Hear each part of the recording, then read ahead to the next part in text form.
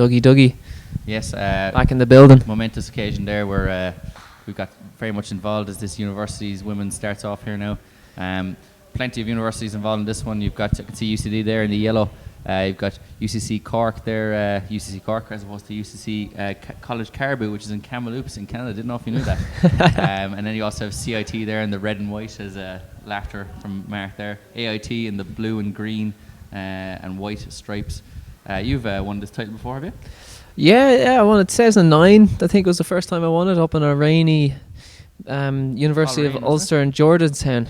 Yeah. Yeah, it was a rough day, but it was nice to win. That was a course that you had. The back end of the course was pretty much all hill, and then the other end of the course was all muck, and there was really no running in it whatsoever. Yeah, sure. Anybody who knows me knows I like the odd hill or two. And the old well-known, if you know the Porterhouse North in Dublin city centre by Jim Cronje, you'll know that Brendan O'Neill's famous Porterhouse Loop, where he runs at maybe 450 miling for 10 miles. Yeah, maybe 11 or 12. On a good day. Get a coffee into me beforehand, and He's you've got to be a brave man to venture out with Brendan on the Porterhouse Loop, but many have tried. And many have failed. You'll find the skeletons in the bushes on the way up Movie Road. But in this one, you can already see. I think that's Ellie Hartnett there in third place with the long blonde hair. UCD featuring heavily in this one. You see them in the yellow with kind of a blue insignia on it. They're normally very, very strong. DCU as well, or alma mater, in the white vests. So they've won this title for many years. UCD coming back to prominence now in the last few years with Kieran McGean and those types. But could be a great race here. Yeah, and we can see is there 20 or 30 athletes maybe in that kind of lead bunch, and then there's a little bit of a gap forming. So there's a bit of bunching up there. It's a lot of running left to do, obviously. But 5,000 meters, so they're looking at was it 2 small laps and 2 big laps? Is it? I'll just check our start list here, but it's quite a distance. 5,000 meters for some of these girls is going to be quite easy, but at university level, you can get conned into coming down to this race and go back for 5,000 meters. It's like, sure, there's a night out in it for you. You'll come down and run a race here. You get a free meal or whatever. But they're doing 3 big laps, just to confirm that 3 big laps. Well, it's these team titles at university level. I mean, there's quite a rivalry amongst some of the colleges. There's serious bragging rights to be gotten over the next 10 minutes or 10 or 15 minutes or so.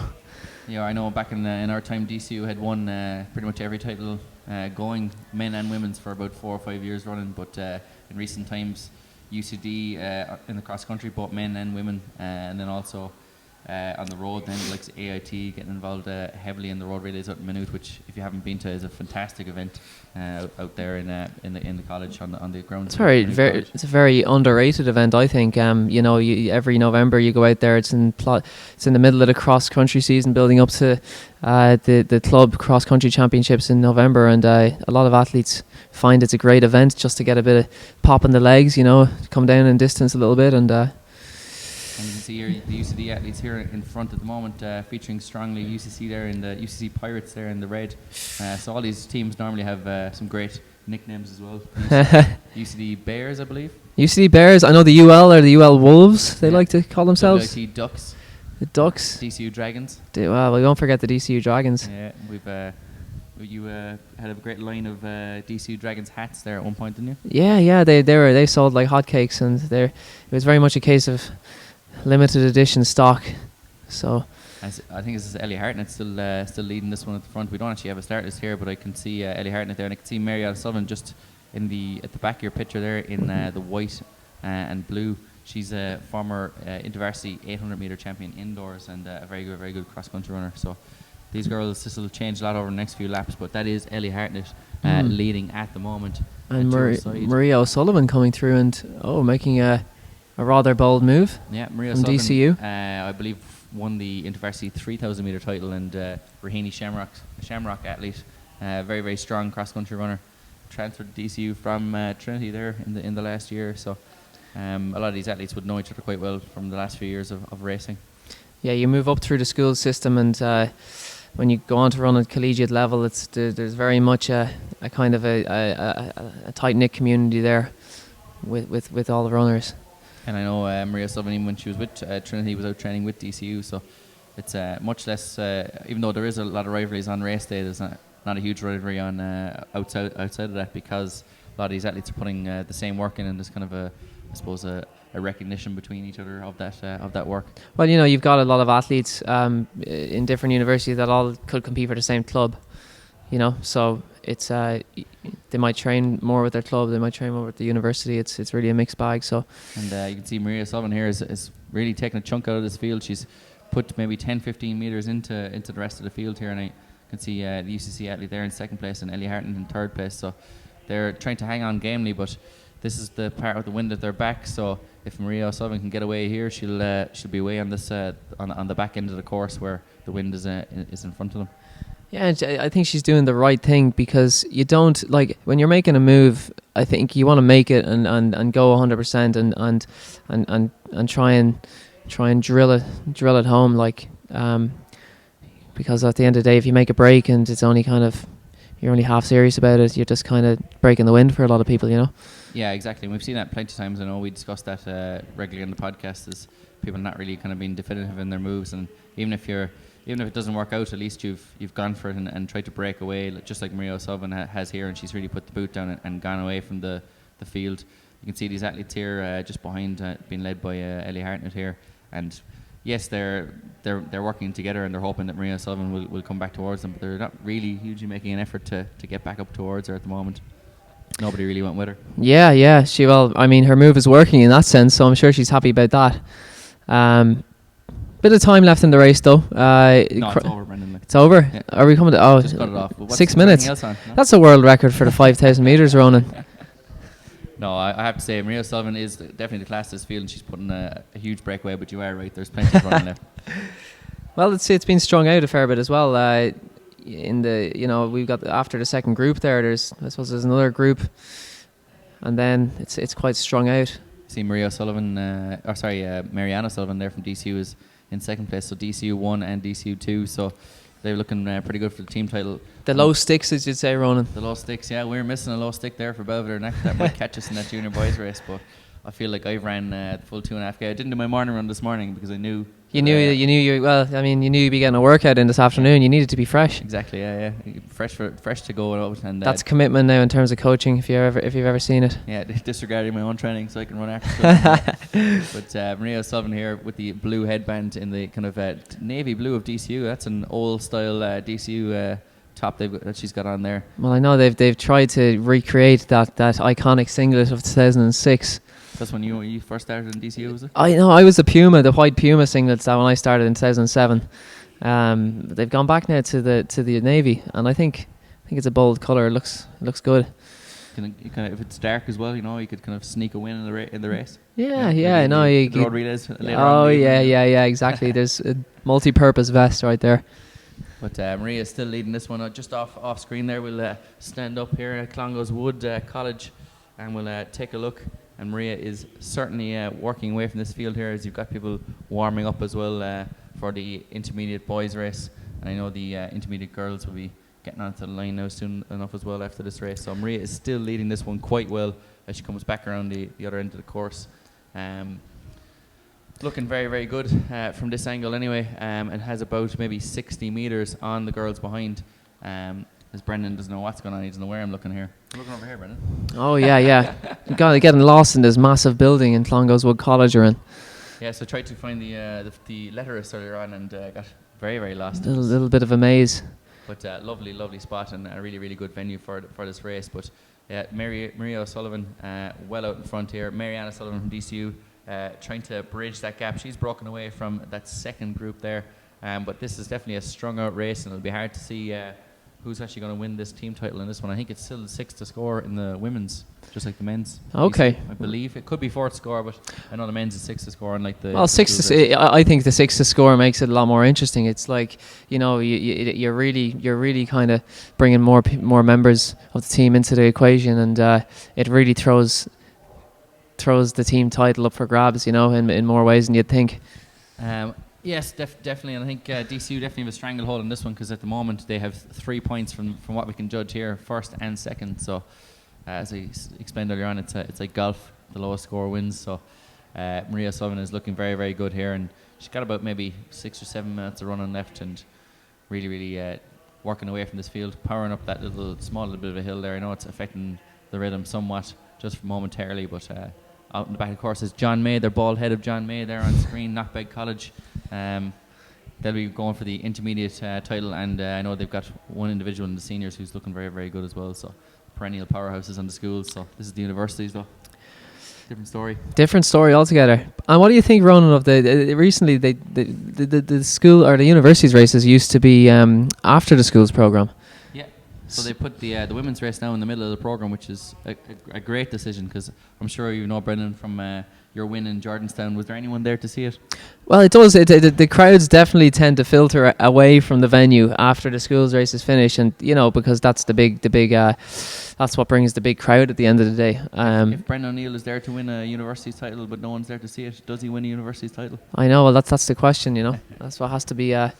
So they rectified that now by putting the women's race in the middle. I think it's a great decision. It's amazing what a small little change like this can do to an event, and ignite interest in the universities running, because at the end of the day, a lot of these schools' athletes are going to be going to university.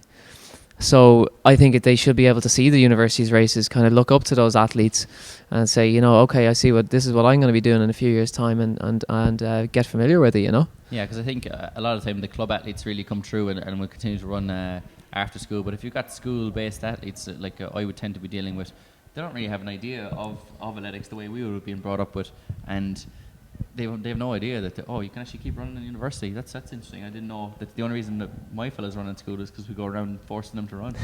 So now they've realised that life does go on after school, which is good for them, because we need more and more people running at age 21, 22 in order to improve the state of running in the country. Yeah, you definitely do have a fall off after secondary school. Like you're saying, you've got guys like Ronan Duggan around the school hallways. That's true, yeah. Recruiting members for cross-country teams, but it's just a bit different when you go to university. There's a lot of happening. Your training group might get broken up, and you go to different universities. So it's a new setting, and it's nice to know that there are teams out there like that take it seriously, and it is cross-country running at the university level is a serious pursuit as well. So definitely, and we can actually see Mariana Sullivan is coming back into the headband just went. The headband just went there on Maria Sullivan. Yeah, she must be getting warmed up as it were. But Mariana Sullivan is definitely closing that gap. It's going to be a very interesting finish. Marianne does have a bit of track speed in the legs, all right, I think. So it's going to be confusing here for us commentators. Marianne O'Sullivan. Maria O'Sullivan and Marianne O'Sullivan. Marianne O'Sullivan.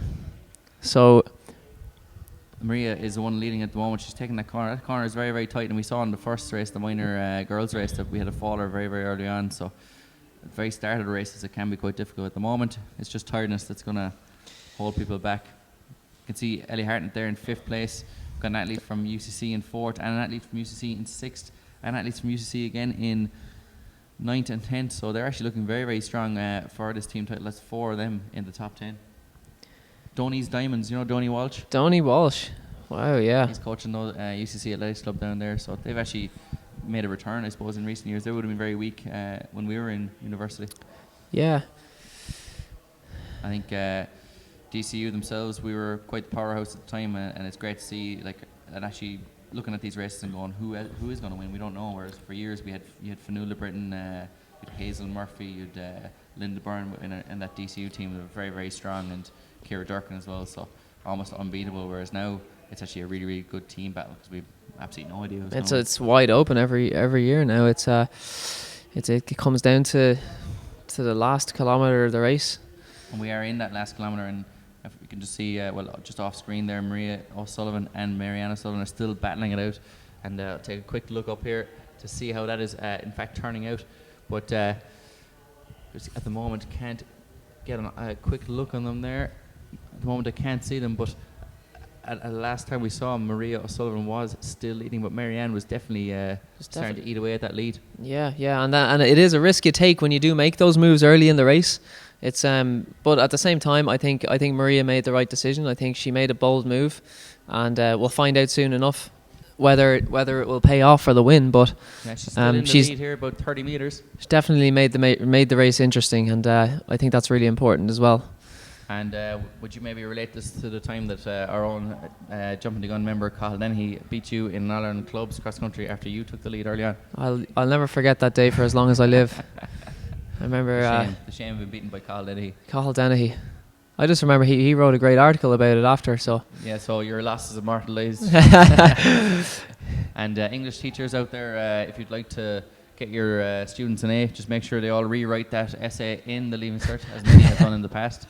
As we see Maria O'Sullivan here still leading this one. Oh, and Marianne is closing fast. As they come into shot there now very, very shortly. There's Maria not O'Sullivan still leading this one. Not too much longer to go in this race, so they're coming into the last maybe 800 metres, 600 metres to go maybe. They'll be coming over this slight little bit of a bobble of a hill up here, and Marianne is definitely closing on Maria. I wonder, does Maria know? So we're looking at, if we're looking at two athletes here, Maria's made the move. She's made the bold bid for the victory. She's been breaking the wind on herself up front for the last couple of kilometres. Marianne has got momentum. She is closing faster and faster. And it really will take a lot of, I suppose, mental strength here from Maria to, if when Marianne comes up on her shoulder, that she doesn't panic and we'll see how that one actually turns out in the last few meters. But Marianne, every stride is closing that gap. This is a great race. Yeah, and I'm not sure if Maria really knows if her contender is so close, but I think she's just really trying to hold on right to the line. She's not letting up. You can see, even though at the corners there, Maria is struggling majorly. She's starting to slip a little bit as she goes around the corner, whereas Marianne then is starting to power towards her. We've just lost that shot there. As you see the athlete from WIT coming around that corner there in third place, UCC in fourth, so UCC in fifth again, Ellie Hartland in sixth, and we should see two more UCC athletes coming around the corner quite shortly, which is really good in terms of their team prospects. This could be, will they come out a shot here? We've had our eyes closed for the last. We're on the edge of our seats here, waiting to see who is in the. And it's Marianne has come out of the woodwork here, and she's moved away. So Maria has obviously ran out of steam in this one, and Marianne, as you said, the woman with the momentum, she's powering away in this field and looks to be like she's going to win by quite some distance. Great tactical run. Very tactically aware. Very smart, because Maria got away quite a bit earlier on in this race, and it is hard to claim back that kind of gap, So full credit to Marianne. This is a really remarkable run. And what I suppose maybe 1,200 meters is when Maria made her break. Should she have maybe left it until maybe even 3K to go, with 2 miles left, and into a 10-minute spell, whereas she really had to put in nearly 14 minutes. It looks like, it's hindsight is 20/20, as the saying goes, but Maria at the time, I think, wanted to break up the field, and she probably could have done that with maybe less of a spurt, and got it down to 3, and then maybe made another bid later on. But nonetheless, full credit to Maria as well, because she made the race, she broke it wide open, and made it interesting for the spectators. So. Oh, definitely. As they say in Without Limits, to paraphrase, one woman made the race and another one won it. And the woman that won it was Marianne O'Sullivan. So DCU 1 and 2, UCC coming in there in 4th place and 5th place. Ellie Hartland in 6th. So in terms of the team title, it looks like it's going to be UCC's from our last look at the field. But really, really impressive running from both athletes there, Maria O'Sullivan and Marianne O'Sullivan. To make that break, it takes serious commitment and serious mental attitude to actually go, I'm going to try and win this from nearly 4 kilometres out. But it also takes great, patience and awareness of your own ability in Marianne O'Sullivan to slowly bridge that gap. And she knew she had to make that effort maybe with 3K to go to bridge that gap and come up to Maria O'Sullivan. Yeah, it's like I said, it's not easy. No matter what way you spin it, when you got a gap that big to close. So she definitely showed some real form there in making up that gap. Just looking at the team there, we've got 2 more UCC athletes that come in there, so I would reckon, just based off pure terrible mathematics, I am a PE teacher after all, I reckon UCC have got the team title there. If it's 4 to score, if it's 6 to score, it could be a altogether different story. But certainly 2 very, very good runs there from our DCU athletes. But we're lacking out after that in terms of our 3rd and 4th placers in DCU.